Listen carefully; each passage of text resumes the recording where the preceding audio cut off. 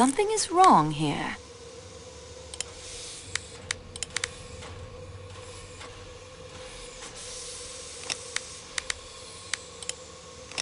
Those don't work together.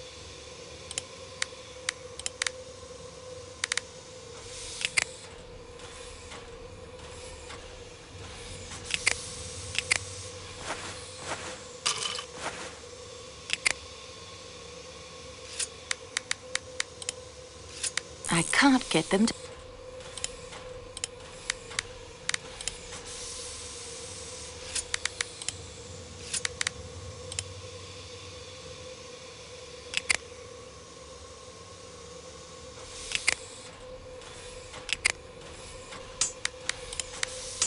This doesn't seem to work.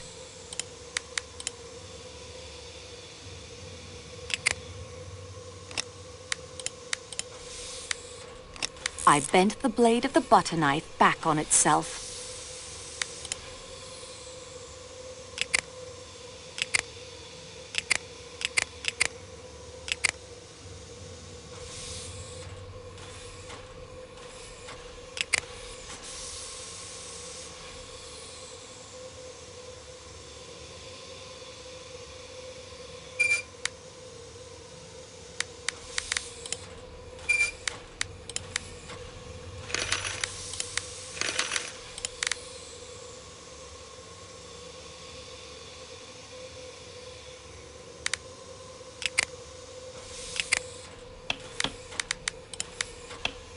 A makeshift telegraph key. I constantly amaze me.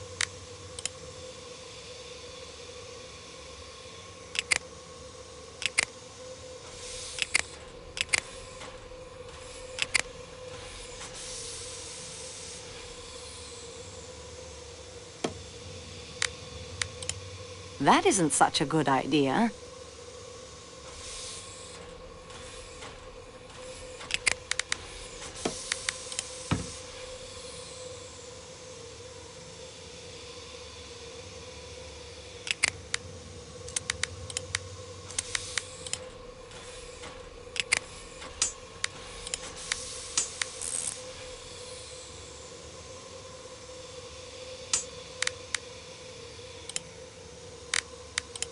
I suppose that will do as a telegraph key.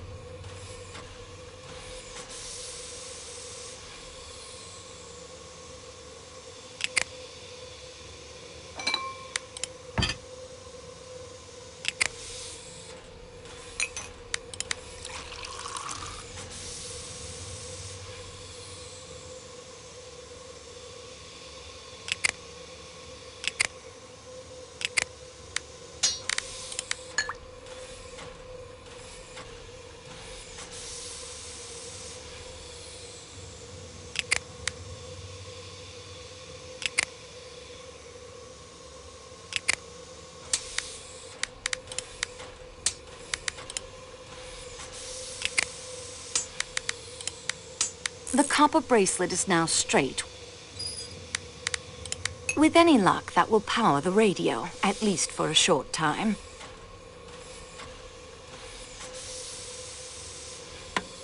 There, the radio is ready to be used.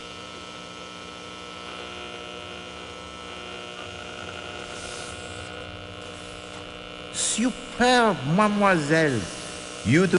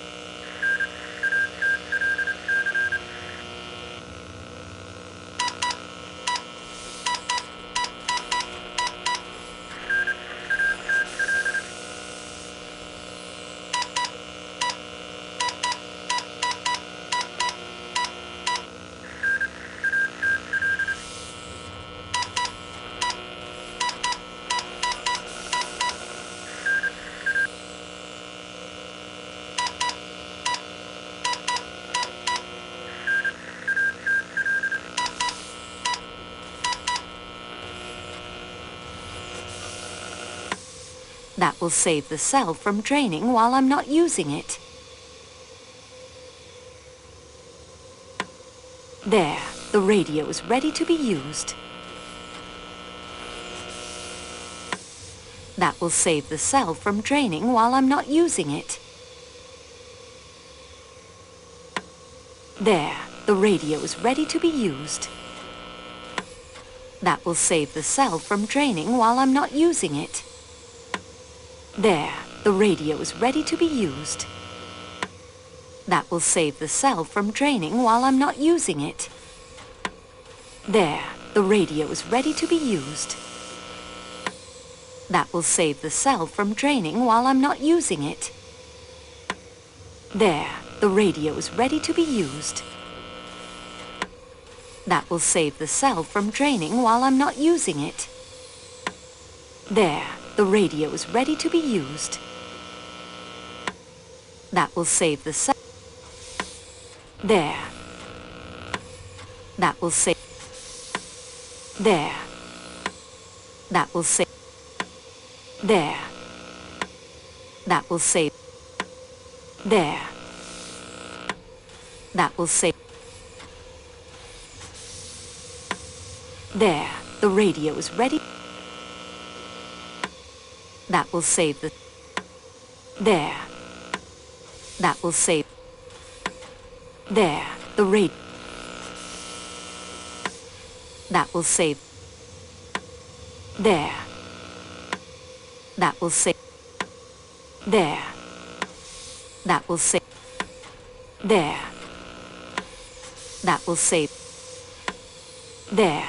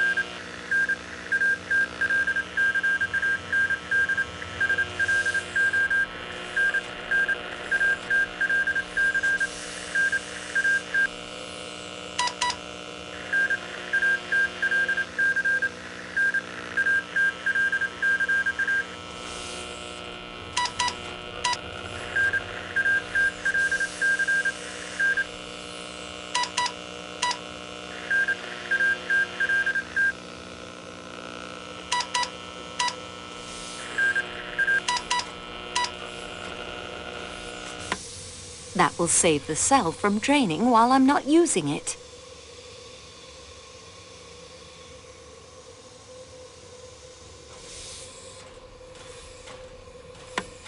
There, the...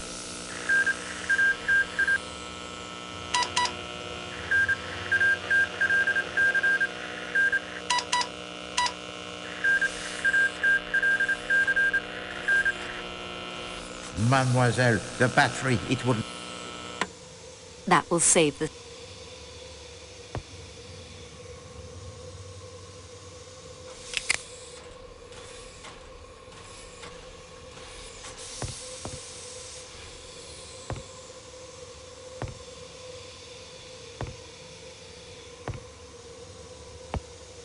Mademoiselle Debenham, I must... Lied to you? I don't know what you mean. You told me you had never been in America. What makes you think I have? Information received, as the English police say. You concealed the fact that you lived in the Armstrong household. And what, may I ask, was I supposed to have been doing there? You were governess to Helena Gilbert, Mrs. Armstrong's young sister. And you would have no doubt been governess to little Daisy when she was old enough. You appear to have found me out. And the reason for these evasions? I have my living to get. You must know how hard it is for a girl to get and keep decent employment. I had been detained and questioned in connection with a murder case. Do you think that any nice, ordinary, middle-class Englishwoman would want to engage a girl with those references as governess to her daughters? Even if no blame attached to you, there would be the publicity. Yes, we have it hard enough getting on, don't we? Without all of that additional baggage. I understand very well. I thought you would know what it is like. I am the hardest working employee in the office, yet I remain at the lowest wages. And I've worried more than once how my employer, Monsieur Booth, will react when he learns of the avalanche, Monsieur Poirot's accident. Oh, the murder. I'm not to blame, but somehow you will be blamed. It's not fair. It's just the way things are. You could have helped the investigation. How? Is it possible, Mademoiselle Debenham? Call me Mary, please. Mary, is it possible you did not recognize Countess Andrigny? Recognize her? From the society pages, you mean? She is Helena Gilbert, the young sister whom you taught in New York. Helena. It is true she reminded me of someone. It puzzled me. But she looks so different now. So elegant. How could I connect her with a little American schoolgirl? I admit I looked more closely at her clothes than her face, and I had my own preoccupations. Not now, when it's all over, when it's behind us. Antoinette, those words refer to a private matter of my own. I can't tell you. I can't. Good day to you, mademoiselle.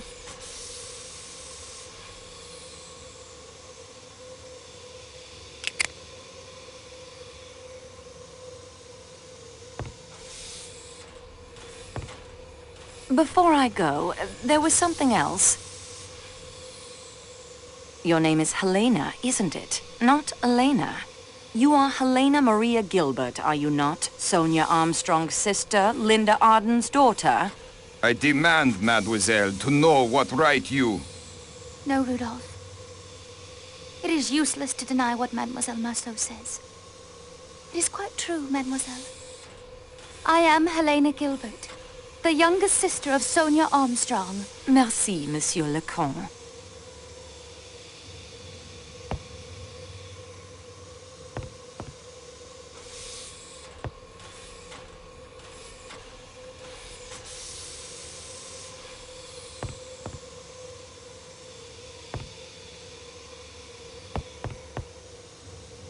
Dr. Constantine?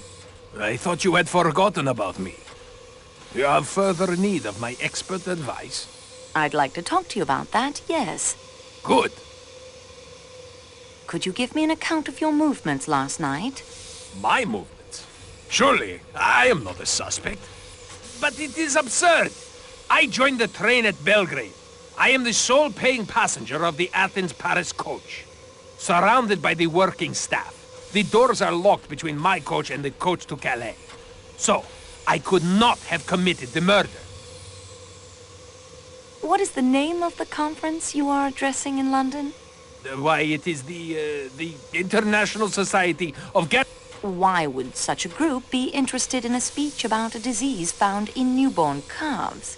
Why, there are many similarities between... What I mean is anatomy. Constantine, what have you done? You lied to us about your qualifications, Doctor. You are a veterinarian, yes? Yes, a very good veterinarian. Monsieur Poirot and I relied on your qualified opinions. Mademoiselle Marceau. All the inconsistencies, the time of death, the difference in the force of the stab wounds, The murderer is strong, but no, look here. The murderer is weak. He is right-handed. No, he is left-handed. Have you considered he may have held a knife in each hand? Doctor, enough. All of it can be explained away with the simple fact that you did not know what you were doing. Mademoiselle, all of my training was to become a medical doctor, to treat human disease and to save human lives. Then, I come from a poor family. I had not the money to finish my studies. The best I could accomplish was doctor of animals. When Monsieur Poirot was told there was doctor on the train, I saw an opportunity to prove myself. Not to you, you understand. To me. But your evidence... I swear to you, every observation I made, every conclusion I reached will be verified by any doctor who examines the body. Further, by my acting while the murder was as yet not too long in the past, I may very well have seen more than any doctor coming to the case days or even hours later. I did lie about my degree. I did not lie about my ability. You may rely on everything I have told to you. Yes, even with all the inconsistencies, you have the correct medical evidence before you.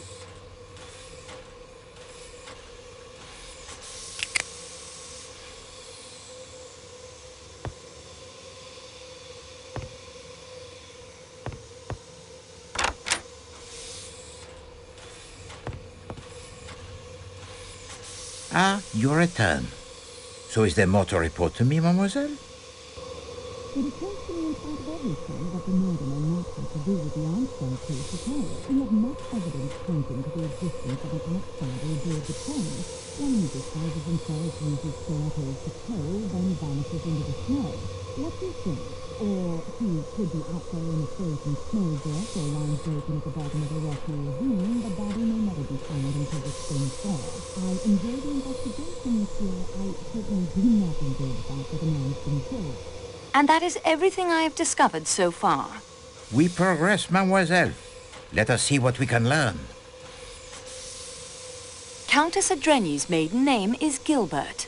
Not a very Hungarian name, that. Her accent is more American than Hungarian. Countess Andrenyi is Helena Gilbert, Sonia Armstrong's sister. Ah, oui. It is easy to see why her devoted husband would try to hide that fact. Her account of the Armstrong household is of the greatest interest. Please to go over the points of her testimony that struck you. Barnaby confirms Colonel Arbuthnot served with Colonel Armstrong. We, the Royal Northumberland Fusiliers, a regiment most distinguished. Barnaby has discovered that the last name of the Armstrong cook was Schmidt. All of her ladies have said that she was a wonderful cook. Dr. Constantine is a veterinarian.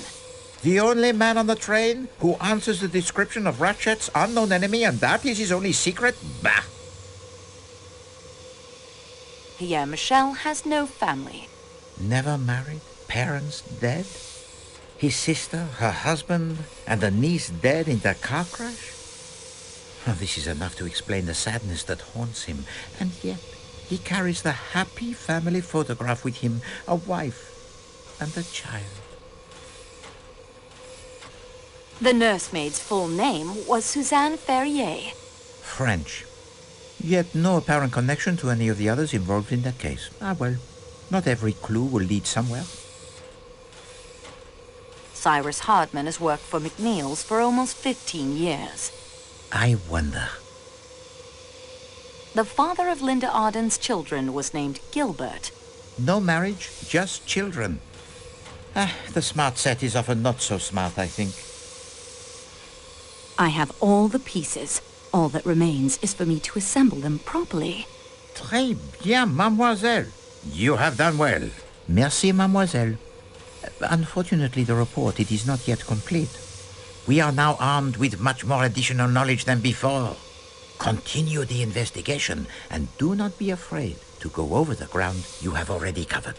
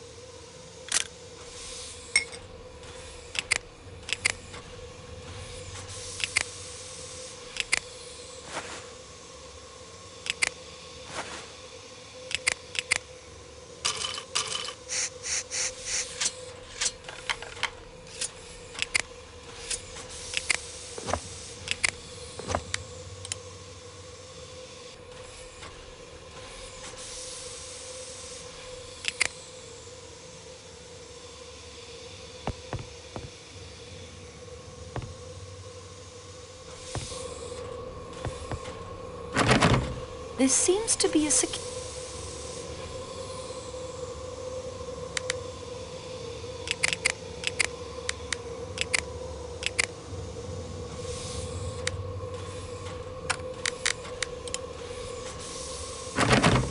That key doesn't work.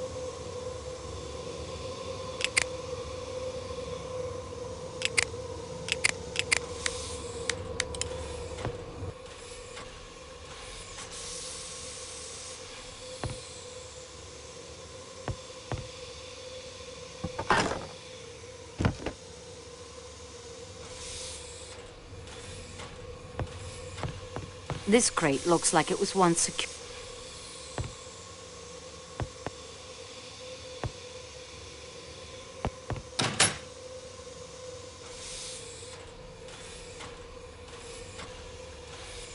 Very nice work.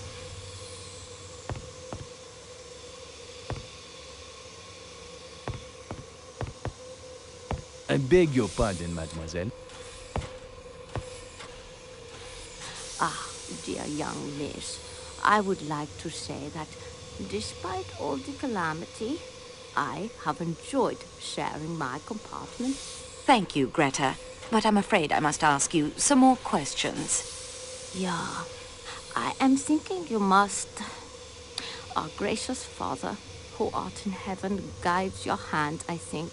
So, I am content. I found a postcard in your suitcase. My one keepsake from that time. It is a silly thing, but I hold it dear. Coney Island is in America. Yeah, of course. It is on the Long Island of New York in the country of America. I lied to you when I said I had never been there. May God forgive me.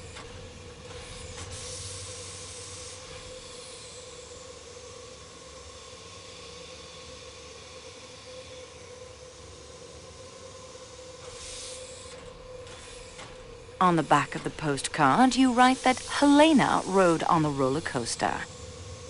Helena Gilbert, Mrs. Armstrong's young sister, only 10 years of age, but so brave. I am not so brave. You were Daisy Armstrong's nurse, were you not? It is true. It is true. She was an angel, a sweet, trusting angel. She knew nothing but kindness and love. And she was took away by that wicked, wicked man. And her poor mother, and the other little one who never lived at all. I was to be that little child's nurse, too. I ought to have told you, but I was afraid. I did so rejoice that that evil man was dead, that he could not anymore kill the little children.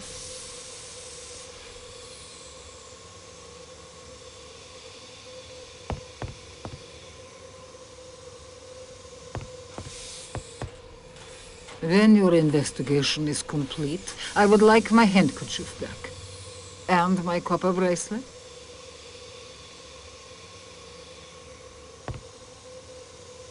Mademoiselle, forgive me. I am much too upset to answer any more questions.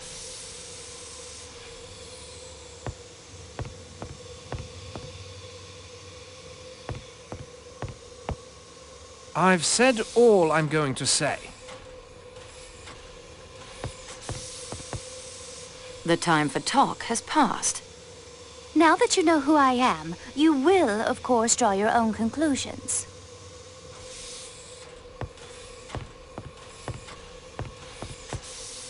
You have medical facts before you, whatever you may think of their source.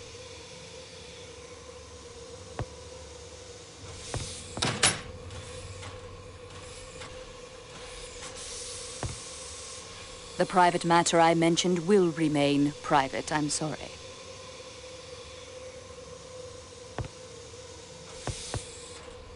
Whoever did it, I figure Ratchet had it coming.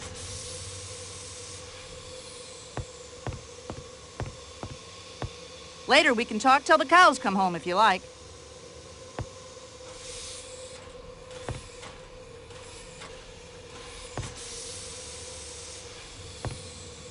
You should take care.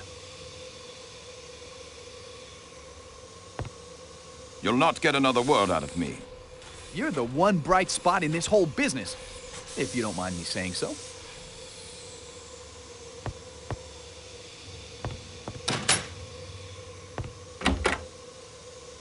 I cannot take these. I cannot take...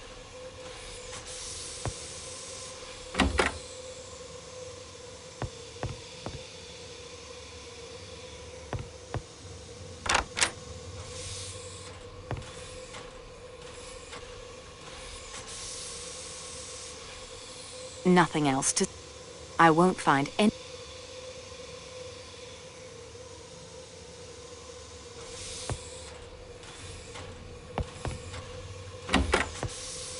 This wash basin...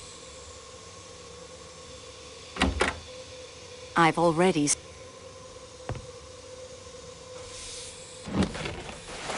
A good idea, but...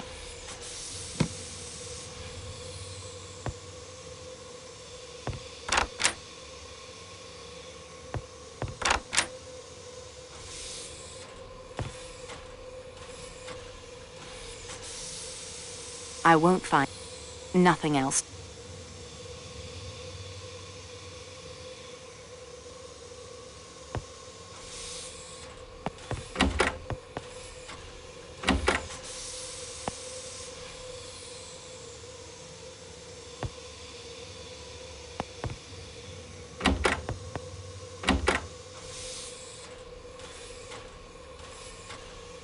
I've already...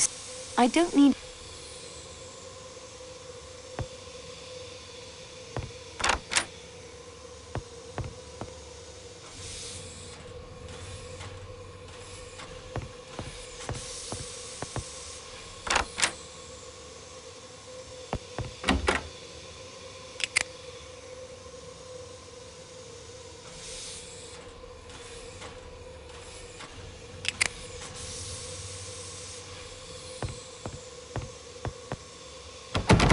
This door is...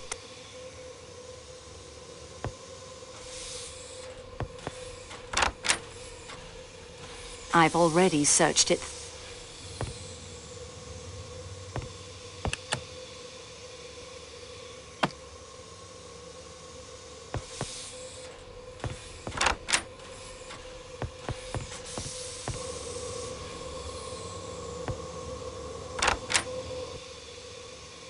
Nothing else to see in there.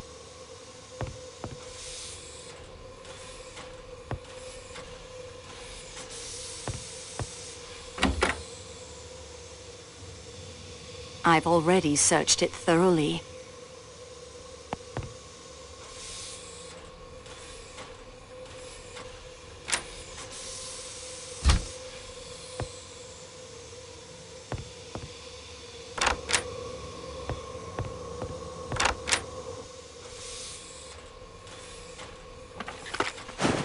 Nothing to find here.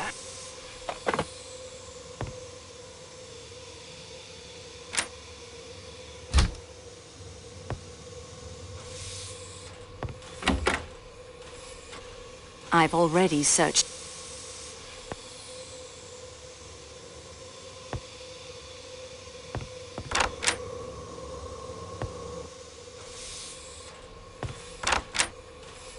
I won't find anything else.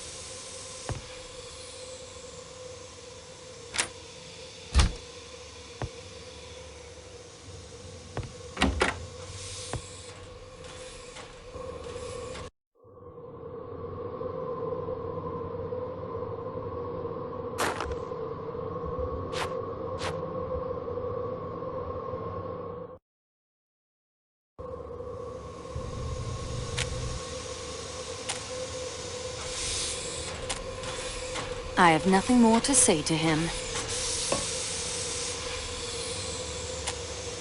All these doors are locked, as per Monsieur Poirot.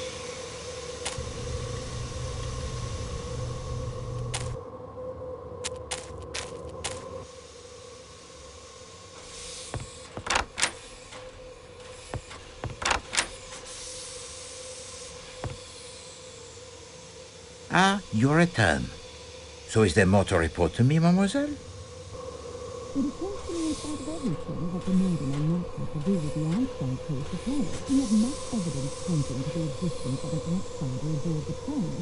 One who disguises himself, uses stilettos to kill, then vanishes into the snow. What do you think? Or he could be out there in a frozen snowdrift or lying broken at the bottom of a rocky ravine. The body may never be found until the spring thaw. I enjoy the investigation, monsieur. I certainly do not enjoy the fact that a man has been killed. And that is everything I have discovered so far. We progress, mademoiselle. Let us see what we can learn. Greta Olsen was Daisy Armstrong's nurse.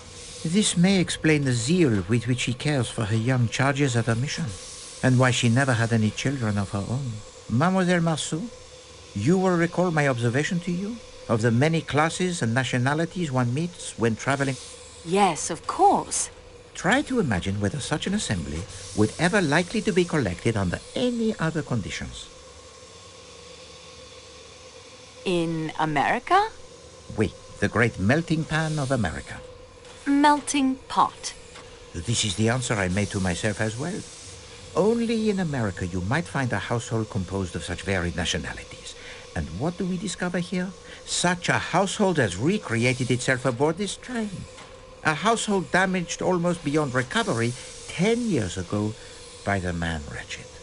And so we near the end of at least one journey. Please to assemble our fellow passengers in the salon car. Oh, and please also to send for Michel and Dr. Constantine. I will need their assistance to convey me to the salon car. You will present your solution? I will offer 3 solutions. You, mademoiselle, will decide which of them will best serve justice. Eh bien, messieurs, we have before us a most delicate operation. Transferring the person of Poirot to the salon car, where the suspects, they are all assembled. Poirot is ready for the ordeal.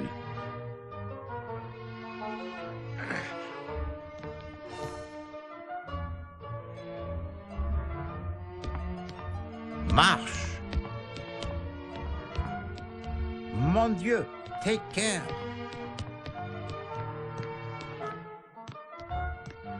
Beware of Greeks bearing gifts.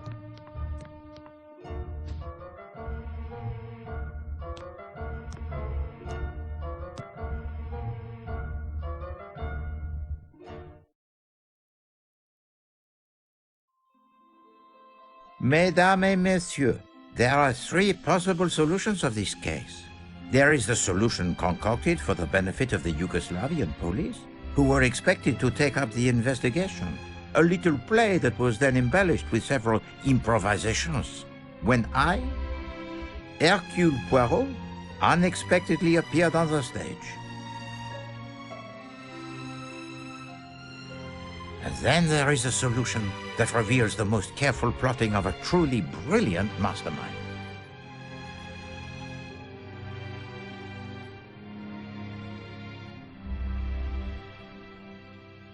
And yet there is also a third, one of which I think even now, that mastermind, in this carriage with us as I speak, has no knowledge. With the help of Mademoiselle Marceau, my able assistant, you see Poirot, he is also able to improvise, huh?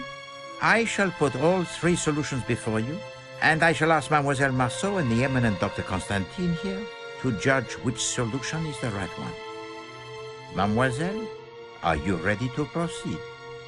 Oui, monsieur. Eh bien, we commence. Monsieur Ratchet had received the threats from an unknown enemy. Mademoiselle Marceau?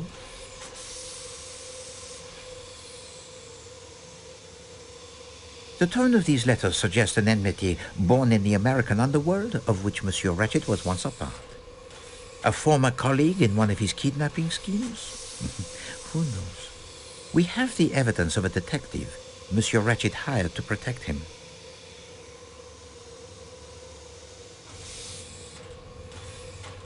The detective is Cyrus Hardman, posing as a salesman of typewriter ribbons.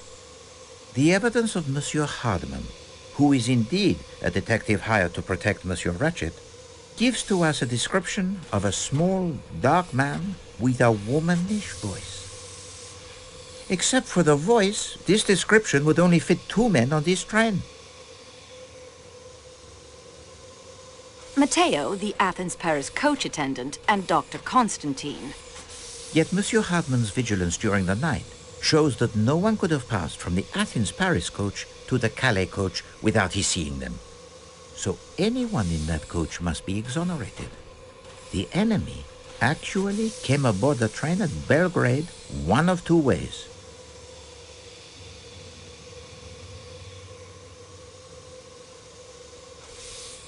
Through the door left unbolted by Monsieur McQueen. This enemy was disguised, leaving behind a button in Madame Hubbard's room when he used her connecting door. Mademoiselle, the disguise?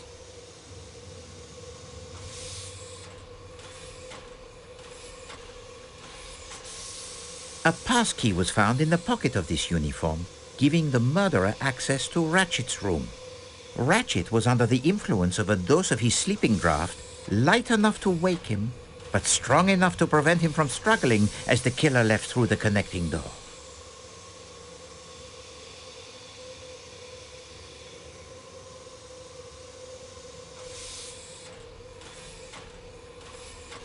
Masterman confirmed the dosage of the sleeping draught.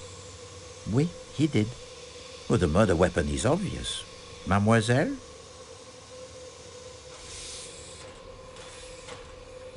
It is a stiletto, the type of knife carried by the criminal type in America called the mafiosi. The killer planned to leave the train at the next station after committing his crime.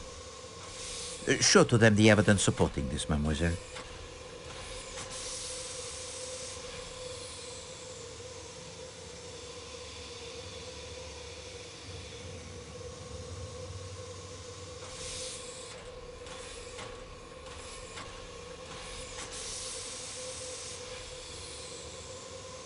No, that isn't right. Think, Antoinette. You do not want to disappoint Monsieur Poirot yet again.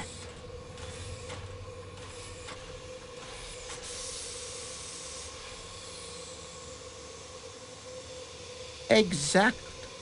The avalanche prevented him from reaching Broad. Even so, he went through with the crime and then hid himself. The killer hid in an empty room in the Athens-Paris coach. At first, in the Athens-Paris coach. Then later, it is in the hut. Mademoiselle found the uniform and the stiletto. But the killer had fled. He may have escaped down the mountain, or he may have come to his just reward somewhere out there in the snow. I think you will agree that we had followed the trail as easily as if we were tracking the footprints in the snow. Well, it is plausible. It certainly fits the most obvious set of facts. I applaud the mastermind who hides behind such an innocent face. The second solution asked more of the little Gressels. Not only of Poirot, but those of Mademoiselle Marceau and Dr. Constantine as well. It was hidden most carefully. The unlikely accident of a means of communicating with the outside world, a part filled most ably by my dear friend Barnaby, made the truth, or at least part of it, easier to uncover. But I flatter myself that enough clues were found right here on this train that such communications were almost always but collaborations of conclusions that I had already reached. So, mademoiselle, we will begin again. First, I will speak to you of time. When did Monsieur Ratchet meet his end? I suspect Mademoiselle Marceau has the theory. 1:15 a.m. The watch was broken during the attack, and Madame Hubbard heard the killer in her compartment only moments later. Let us examine each possibility in turn. 10:40 p.m. or earlier? No, I think not.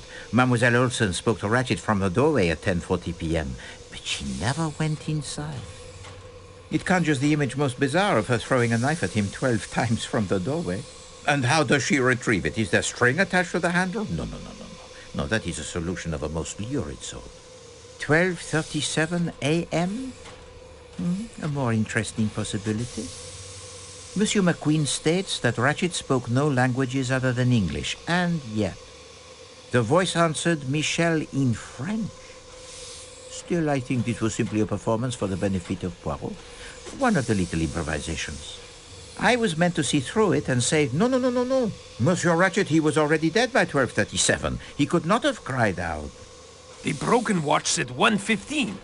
Oui, it did. And it fits with the time of Madame Hubbard's visitor.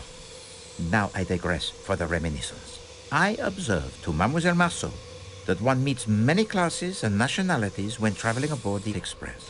I asked her to imagine whether such an assembly would ever likely to be collected under any other conditions. And Mademoiselle, what was your reply? In America. C'est ça.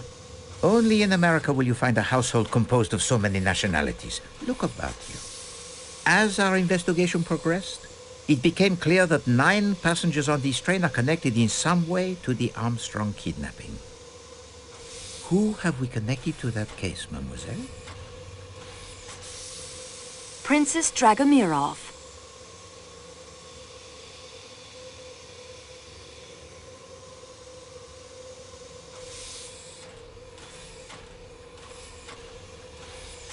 Antonio Foscarelli.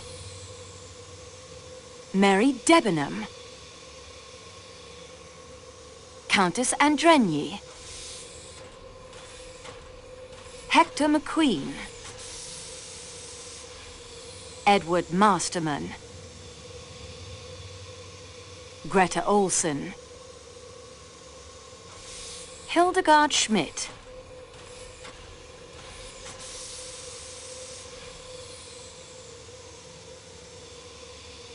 None of the above. Précisément. These 4 alone, amongst the occupants of the Calais coach, would appear to have no direct connection with the Armstrong case. Yet I was struck by the curious coincidence that everyone in the Calais coach had an alibi. And these alibis are sometimes corroborated even by those not connected to the Armstrong affair. One of you stated to Mademoiselle Marceau that while Monsieur Ratchet got what he deserved, you would have preferred to see him properly hanged. The trial by jury is a sound system. Who said that, mademoiselle? Colonel Arbuthnot. Just so. Colonel Arbuthnot. Now that struck a chord with Poirot. I sat back and thought, a jury is composed of 12 people. There are 12 passengers in the Calais coach, discounting myself and Mademoiselle Marceau. Ratchet, he was stabbed 12 times. And the reason the Calais coach was filled in the middle of the winter was explained. All, I repeat, all of the passengers were in on it. They had to be. No alibi could be left to the whim of a stranger. Did this solution explain everything? Let us see. What were the clues that pointed to the first solution, mademoiselle?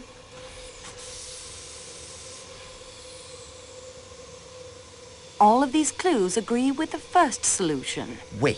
And now, of course, my attention focused on Monsieur Hartmann, for he, the apparent outsider, had provided a key element in this artificial solution of an unknown enemy.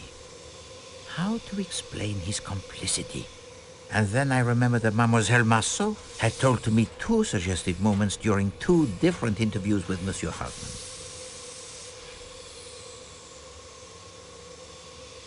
When he said the snow was bright. Mais oui.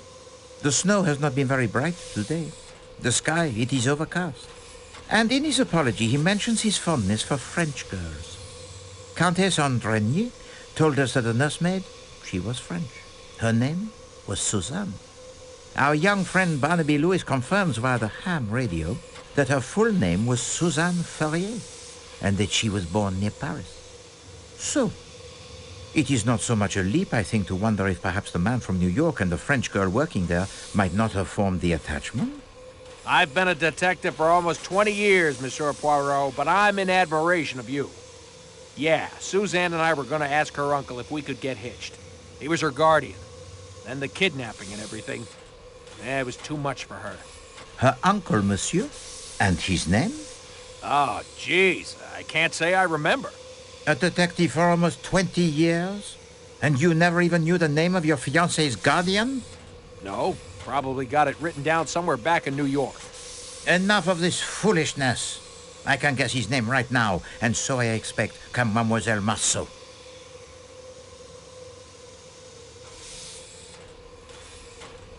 Monsieur Ferrier. The picture in your valise, it is that of you, your sister, and her daughter Suzanne?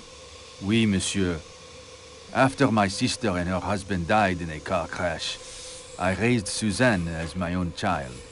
And so, that leaves only one. Me? If the attendant is one of your killers, Mr. Poirot, that makes you 12. You don't need me. No, madame. I have come to the odd conclusion that the person who has taken no part in the crime is the one who would be considered most likely to do so. I refer to Countess Anne Dranier. Her husband swore on his honor she did not leave her room last night. A count from a noble family? A rising young star in the Hungarian diplomatic service? Such a man does not swear upon his honor lightly. No, it is much more probable that he tells the truth. And it is the devoted husband who, so to speak, takes his wife's place. So you see, madame, we are back to 11 without you. Well, I never. Wait until my daughter hears about this. Why not tell her now? She is sitting there right beside you, Madame Adam. You are the instigator, or the director, I should say, of this entire performance. You, who Mademoiselle Debenham so rightly called the strongest character among us. And there you have it. Does this second solution explain everything? Let us see. Mademoiselle Marceau, what was the real murder weapon?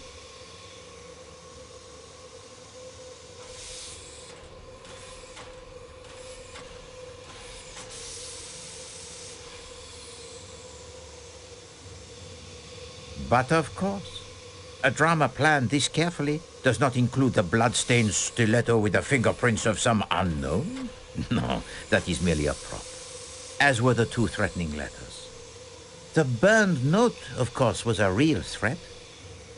The conspirators most assuredly did not want this murder tied to the Armstrong kidnapping, and the true weapon, with no incriminating mark upon it, might never have been found if it had been thrown inches further.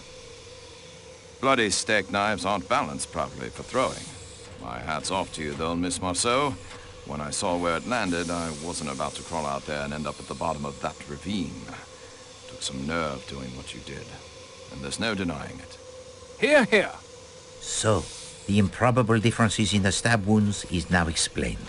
2 so-called clues were dropped in the dead man's compartment. Mademoiselle?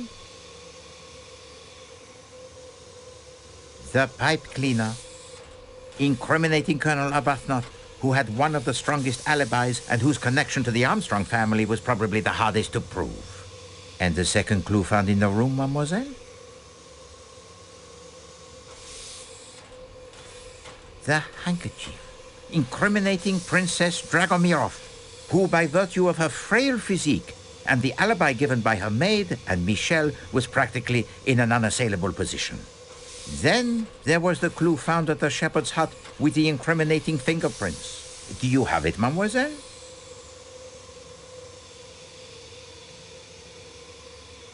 With Matteo's incriminating fingerprints on it.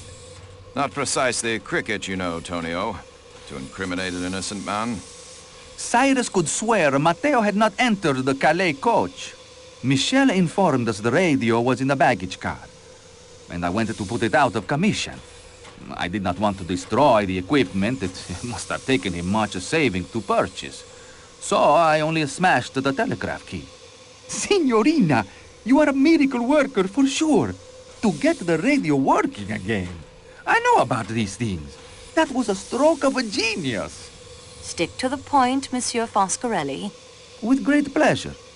The padlock was just hanging there. I found the snowshoes earlier, and then the shepherd's hut. I was supposed to find a good place for the uniform and the stiletto, and the hut was perfect. But I had to break the lock to enter. All I did was go and get the padlock on the radio crate. I didn't mean to point the finger at Matteo. The other red herring was not a herring at all, but it was certainly red. Mademoiselle?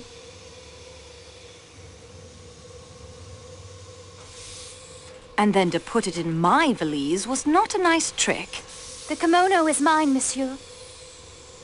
And mademoiselle, I had no intention of trying to incriminate you. I had to put it someplace, and I thought it would be amusing if you found it there. Ah oui, you enjoy your little games, Countess. Mademoiselle Freebody, indeed. Well, Madame Arden?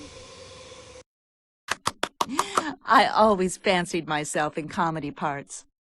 Bravo, Mr. Poirot. Well done. Applause from an actress of your stature is praise indeed, madame. We were all at the house, a house filled with almost unendurable pain and sadness. The Perkinson brothers were dead, but Cassetti had got clean away. We decided then and there that the sentence of death that Cassetti had escaped would be carried out. Little did we know how many years would pass, how many false leads Mr. Hardman would track down before Cassetti would be found. Whatever country my work took me to, no matter how tough the case, I always saved plenty of time to try and pick up the trail. But he kept on the move. Brazil, Mexico, most of Europe. Ratchet was only the last of a string of aliases. Then Mr. Michel wrote to me. It was he who, quite by accident, had recognized Cassetti traveling aboard the Istanbul to Calais train. When we learned the man, now calling himself Ratchet, frequently traveled to the Middle East aboard the train, we knew we could have some control of the scene of our planned execution. It took months, but in time Ratchet hired both Hector and Masterman. One of us would have been enough. Two were better. Hector handled all of Ratchet's travel arrangements. With Michel's help, passage was booked on the same train he would be using to return from his latest excursion to the Orient. The rest you seem to know. Oui, madame. Indeed, the rest Poirot knows. But I don't understand. You've uncovered everything. We know we did it. How can there be another solution? Simplicity itself. There is among you one who is not who he pretends to be.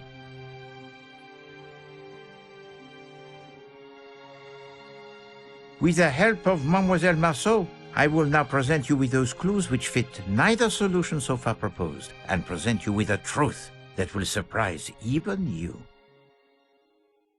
I know some of you suspected something was not quite right, but let us now look at the clues that fit neither solution so far. Madame Schmidt says she saw the phantom attendant, but we know now it was sheer invention. Yet we have the testimony of an independent witness who says he saw the non-existent small dark attendant actually getting on the train. Mademoiselle?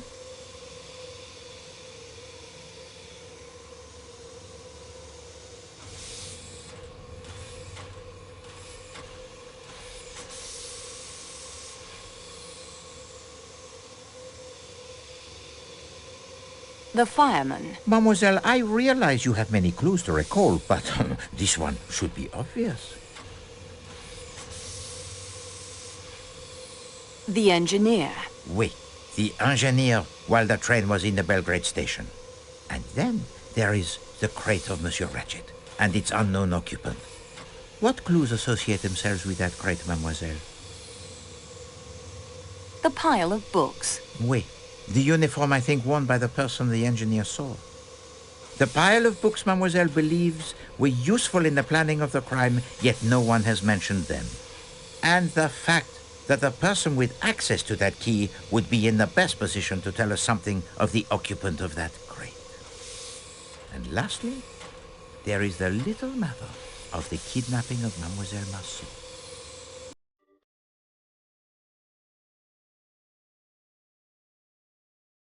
The what? Monsieur Foscarelli. I would not harm the signorina. It is why we are all here, to punish the kidnapper. She's right, Poirot. How can you think any of us would resort to kidnapping after all we've been through? As you can see, Monsieur Perkison, we have pieced together much of your story. Only the reasons remain, and I leave those to you. What did you call him? He called him Perkinson. That is my name. Robert Perkinson. Silence! At once! You will obey me in this and listen to what Monsieur Perkinson has to say. You owe to Poirot that, I think. Please understand. I know how you must hate me. It was my dear wife Isabella, the unidentified woman the papers mention, who pleaded with Paul and me as the police closed in to let her take Daisy away. She was sick with grief, Take Daisy away? Cassetti killed the wrong little girl. He crept up while Teresa was alone outside and shot her in cold blood. He was gone again before we knew what had happened. We'd refused his orders to kill Daisy, you see? So he took matters into his own hands and killed my little girl by mistake. If any group of people could know exactly how my wife felt, you are here before me. And we were afraid. Some accident when the police came. It was unthinkable the little girl should come to harm after we had just buried our own daughter. Some time after I escaped, after Paul had died in the electric chair, and Isabella had identified some John Doe found floating in the harbor as me, I joined Isabella and Daisy in France, where they now lived as mother and daughter. I knew we should return the child, but my wife would have died the day she was gone. The child now answered to the name of our little girl, Teresa, and called my wife Mama. You understood the meaning of the photograph, Mr. Poirot? Your family. You, your wife, and your little girl. And once I realized that, I knew that you could not be Pierre Michel. I then began to consider who you must be. Only one figure could not be accounted for with certainty. Robert Parkinson. Last year, only days after my Isabella succumbed to a cancer that I think grew inside of her since the day of the kidnapping, I sought out Michel.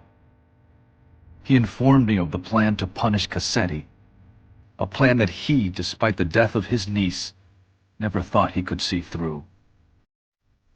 He showed me the letters Mrs. Hubbard had written to him. He was in a terrible state. He had seen Cassetti. Yes, twice. On this very train. I could see he was not a strong man and would not be able to face Ratchet. I looked at those letters and asked him one question. Had Mrs. Hubbard or any of the others ever met him in person? His answer was no. I wanted Cassetti dead as much as any of you. He killed my child, and just as surely my wife. So here I am. But, my granddaughter? She has been staying with my wife's sister in Belgrade for the past few days. She came aboard the train there last night, dressed in an attendant's uniform. She changed into her regular clothes and has been camping out, as she calls it. The nuns at her school have kept up her studies, in English as well as French. She is a good student indeed, to have brought all her school books with her on the campout. I told her to study. She has been staying in the baggage car in Ratchet's crate. Last night I took some food from Klaus's kitchen when he had gone off for a moment. And the statue worth $4,000? I dumped it on a trash heap near Sirkeki Station, I'm afraid. This cargo is far more precious. At last, the riddle it is solved, n'est-ce pas, mademoiselle? And with a most satisfactory solution indeed.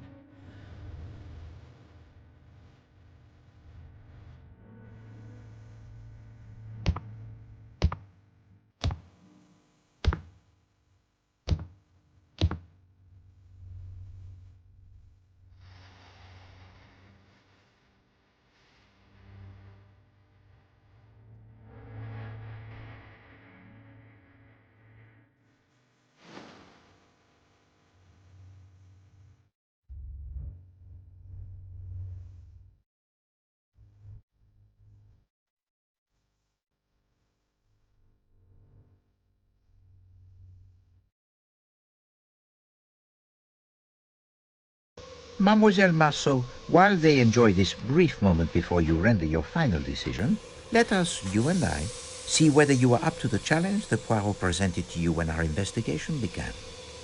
Let us check the progress report you have been keeping in your scrapbook. Mademoiselle Marceau, Poirot, he is impressed. You are courageous. You face the dangers without flinching. You solve almost every puzzle that confronts you, overcome almost every obstacle with enthusiasm and good humor. It has been my extreme pleasure to work with you and to match the wits with you. I am sure that with the knowledge you now have of my methods, you could do even better, should you ever find yourself faced with another mystery to solve.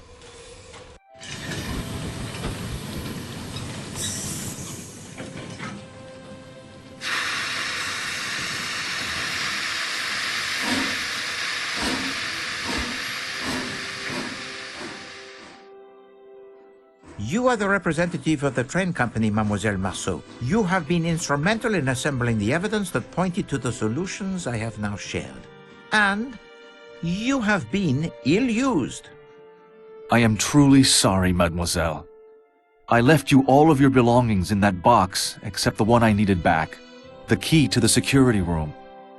You now know why. My precious cargo had to eat. You have proven to be most ingenious. Twice you almost discovered my secret passenger. I left the parasol for you to discover. I had no doubt you would free yourself. If not, I would have found an anonymous way to inform someone of your whereabouts. I understand why you did it.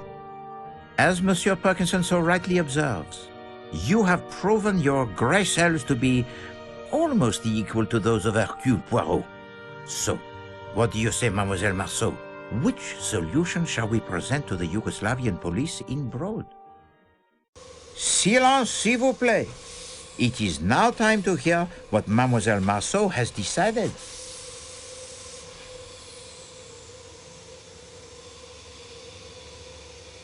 Here are my thoughts on the first solution.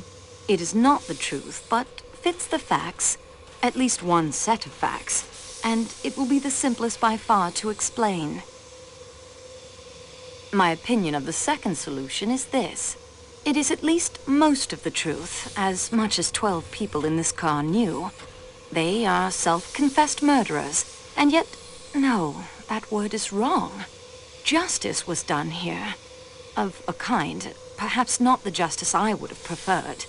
In that, I agree with Colonel Arbuthnot. But still, can there be anyone, knowing Ratchet and knowing these people as well as I now do after only a few hours, who can't see the rightness of their cause? These are my feelings about the third solution. It is the whole truth. More heartache than even these 12 people knew. And it must stop somewhere, mustn't it? There are lives to build and rebuild here. I think of Greta's words on her postcard, and of the family that had one last day in the sun at Coney Island before the storm engulfed them. I think they all, including Monsieur Perkinson, deserve a chance in the sun again. Therefore, it is my belief, Monsieur Poirot, the first theory you put forward was the correct one. An unknown enemy of Monsieur Ratchet, whom the murdered man feared, sneaked aboard the train disguised as an attendant and is responsible for the murder. Unfortunately, he is still at large, or lies frozen in a snowbank somewhere awaiting the spring thaw. I suggest that is the solution we offer to the Yugoslavian police when we arrive in Broad. Dr. Constantine? Even if I did not owe you and Mademoiselle Marceau so much, I have learned to leave such matters to those best qualified to decide. I, of course, accept Mademoiselle Marceau's decision.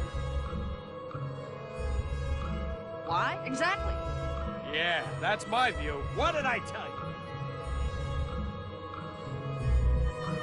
Yes, thank you. Monsieur Poirot, your ankle! It feels much better. And Poirot? He has been cooped up in his room far too long. He has the need of some fresh air.